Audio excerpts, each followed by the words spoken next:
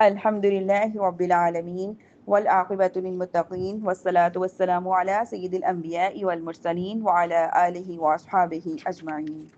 قال الله تعالى في القرآن الكريم مفهوم هكذا: أعوذ بالله من الشيطان الرجيم بسم الله الرحمن الرحيم وإسماعيل واليسع ويونس ولوطا وكلا فضلنا على العالمين ومن آبائهم وذرياتهم وإخوانهم واجتبيناه وهديناهم إلى صراط مستقيم.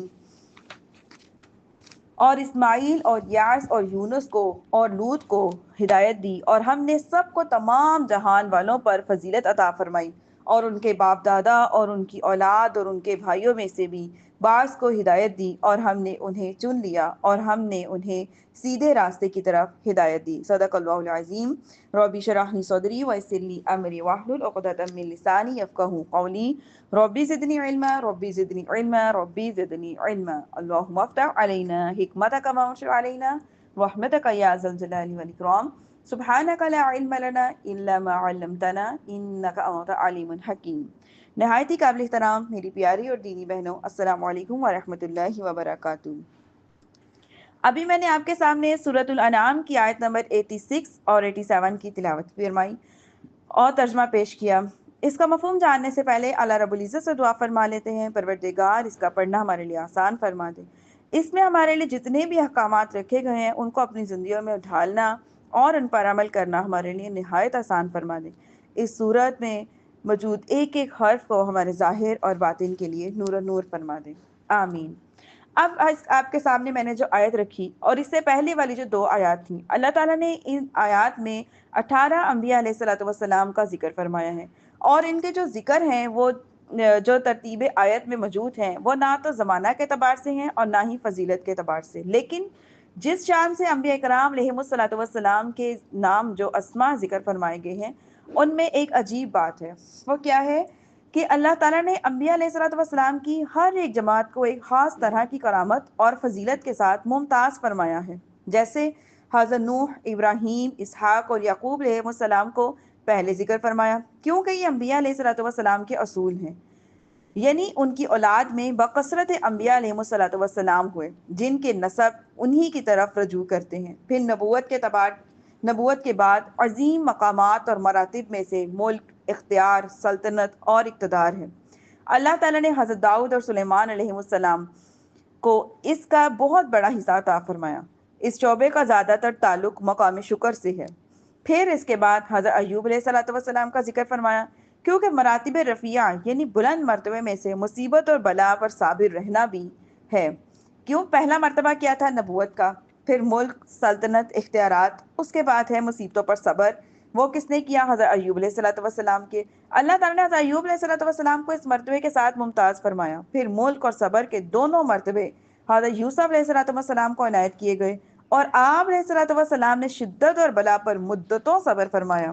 پھر اللہ تعالیٰ نے نبوت کے ساتھ ملک مصر عطا فرمایا۔ پھر حضرت موسیٰ اور حضرت ہارون علیہ الصلوۃ والسلام کا تذکرہ فرمایا کیونکہ معجزات کی کثرت اور دلائل میں براہین کی قوت بھی مراتب معتبرہ میں سے ہے، تو اللہ تعالیٰ نے حضرت موسیٰ اور حضرت ہارون علیہ السلام کو اس کے ساتھ مشرف فرمایا۔ پھر زہد اور ترک دنیا بھی مراتب معتبرہ میں سے ایک ہے۔ حضرت زکریا، حضرت یحییٰ، حضرت عیسیٰ اور حضرت الیاس علیہ الصلوۃ والسلام کو ان کے ساتھ مخصوص فرما دیا۔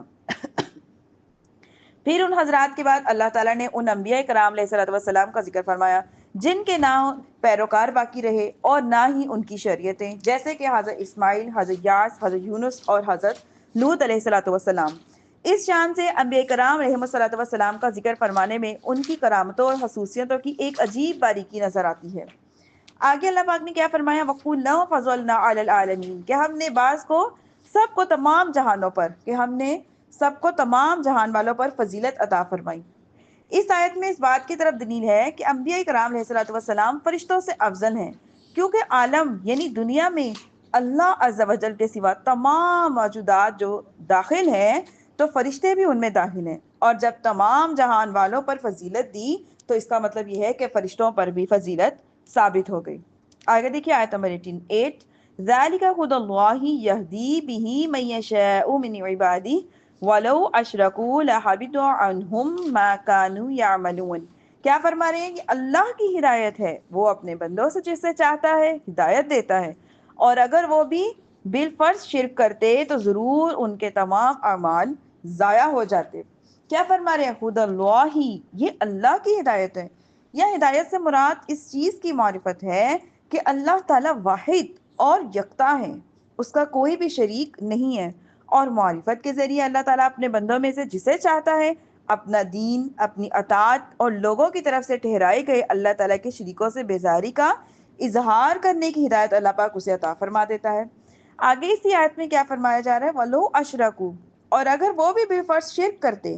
اس آیت میں عام لوگ اور خواص سب کو ڈرایا جا رہا ہے کہ وہ اللہ تعالیٰ کی خفیہ تدبیر سے بے خوف نہ ہو، کیونکہ جب فضیلت اور بلند مقام رکھنے والے انبیاء کرام علیہ الصلوۃ والسلام کے بارے میں اللہ تعالیٰ نے یہ فرما دیا کہ اگر وہ بھی بالفرض شرک کرتے تو ضرور ان کے بھی تمام اعمال ضائع ہو جاتے، تو ان کے مقابلے میں یہ جو عام لوگوں کا کیا حال ہوگا؟ تو ان کو تو اللہ تعالیٰ سے بدرجہ اولا ڈرنا چاہیے۔ آیت نمبر 89 دیکھیے، اولئک الذین آتیناہم الکتاب والحکم والنبوۃ وَإِن يَكْفُرْ بِهَا هَؤُلَاءِ فَقَدْ وَكَّلْنَا بِهَا قَوْمًا لَيْسُوا بِهَا بِكَافِرِينَ۔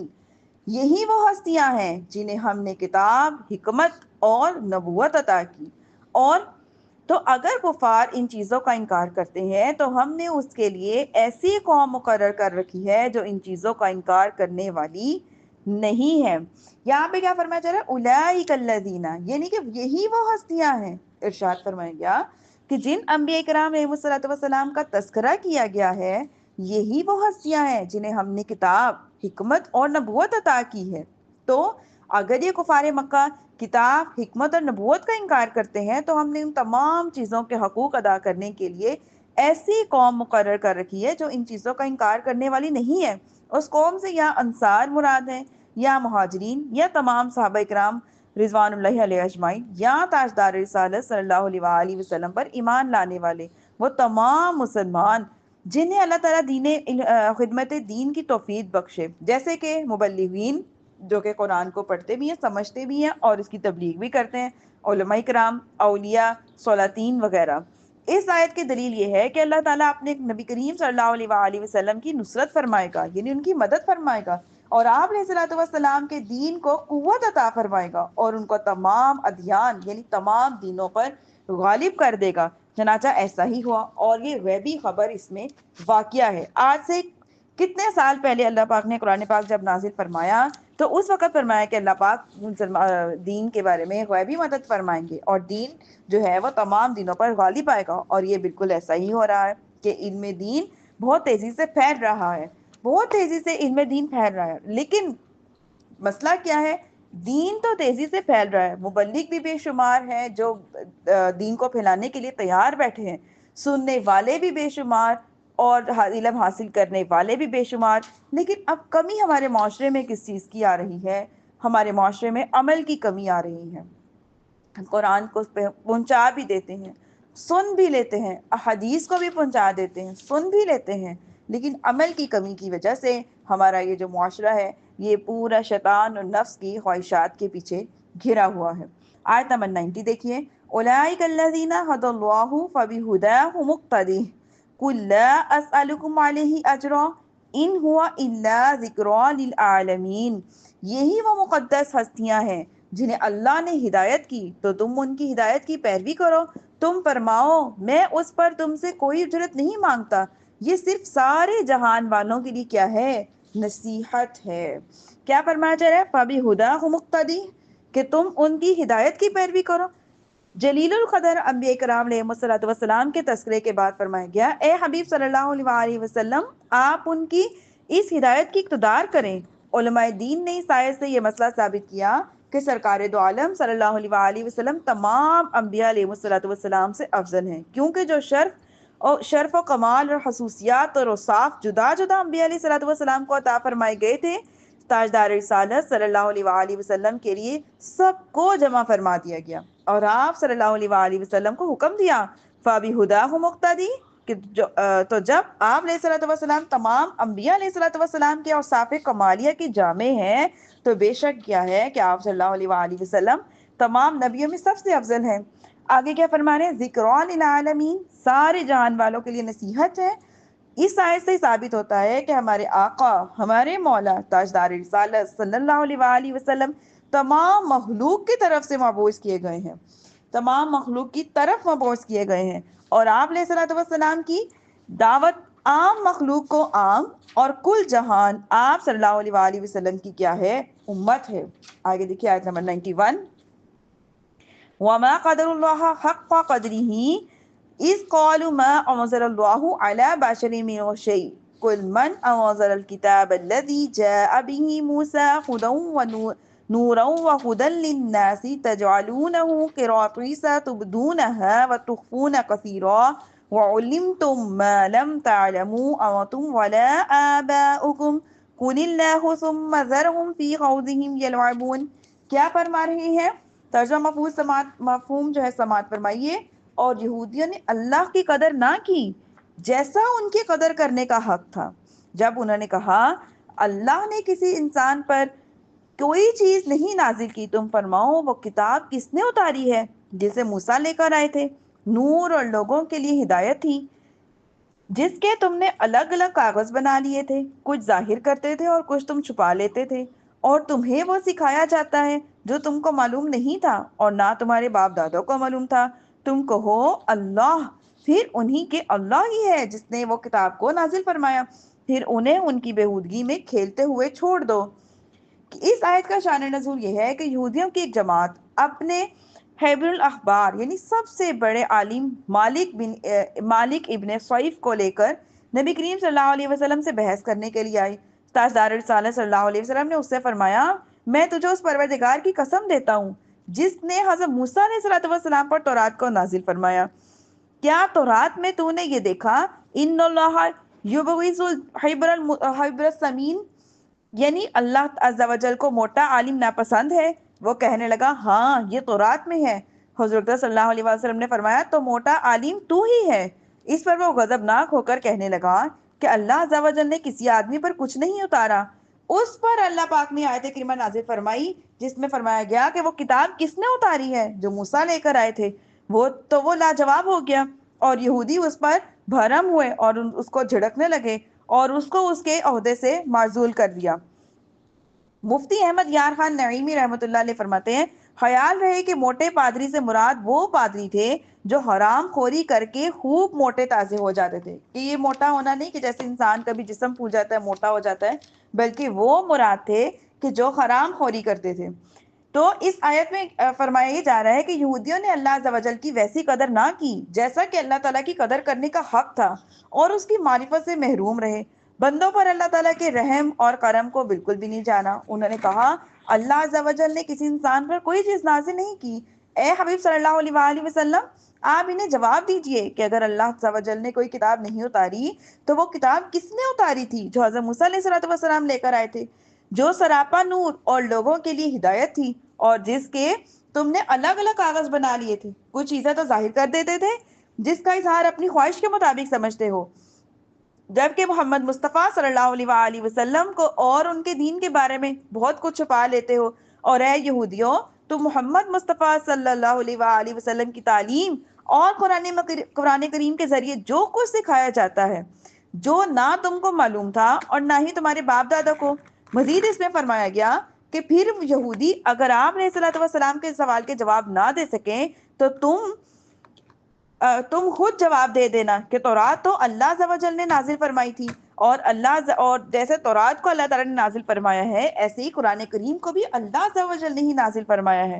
تو یہ جواب دینے کے بعد انہیں ان کی بےہودگی میں کھیلتے ہوئے چھوڑ دو، کیونکہ جب آپ علیہ الصلوۃ والسلام نے حجت قائم کر دی اور واعظ اور نصیحت کا حق ادا کر دیا تو اس کے لیے کسی عذر اور بہانے کی گنجائش ہی نہیں چھوڑی، تو اس پر وہ نہ باز آئیں اور انہیں ان کی بےہودگی میں چھوڑ دیں، وہ باز آئیں یا نہ آئیں ان کو رہنے دیں، چھوڑ دیں۔ یہ کفار کے حق میں وعید بھی ہے اور تہدید بھی ہے۔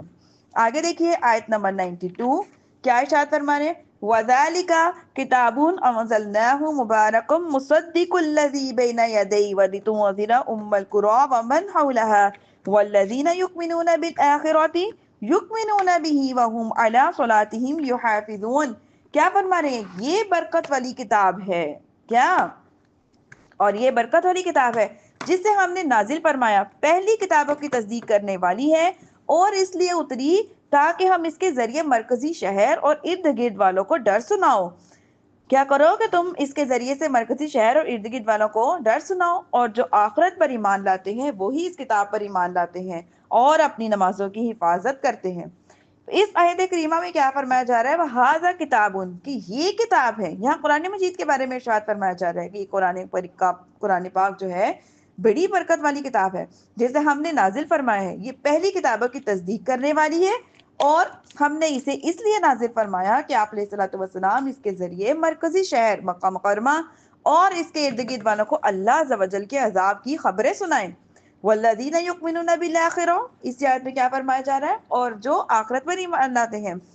इरशाद फरमाया जो लोग आखिरत और इसमें मौजूद जो अनवार यानी उसकी नवैयत और इकसाम के अज़ाबात पर ईमान लाते हैं वही इस किताब पर ईमान लाते हैं, क्योंकि बुरे अंजाम से डरते हैं वो लोग, और यही खौफ इन्हें गौर व फिक्र करने की तरफ उभारता रहता है, यहाँ तक कि वो इस पर ईमान ले आते हैं। और कुरान मजीद पर ईमान लाने वाले अपनी नमाज की भी हिफाजत करते हैं। यहाँ नमाज को बतौर ख़ास इसलिए जिक्र फरमाया गया है कि ये ईमान के बाद सबसे आला इबादत है, और जब बंदा तमाम अरकान और शराइत के साथ इसकी पाबंदी करता है तो दीगर इबादात और अताअत की पाबंदी करना भी शुरू कर देता है। तो कुरान मजीद पर ईमान लाने का एक तकाजा ये है कि पांचों नमाजें उसके तमाम अरकान शराइत के साथ पाबंदी के साथ अदा की जाएं, और इसकी अदायगी में किसी तरह की सुस्ती और काहली से काम ना लिया जाए। अल्लाह ताला हम सब मुसलमानों को इसके तकाजे को पूरा करने की तौफीक अता फरमाए। अल्हम्दुलिल्लाह, यह हमारी आयतें 92 पूरी हुई। वमा अलैना इल्लल बलागुल मुबीन।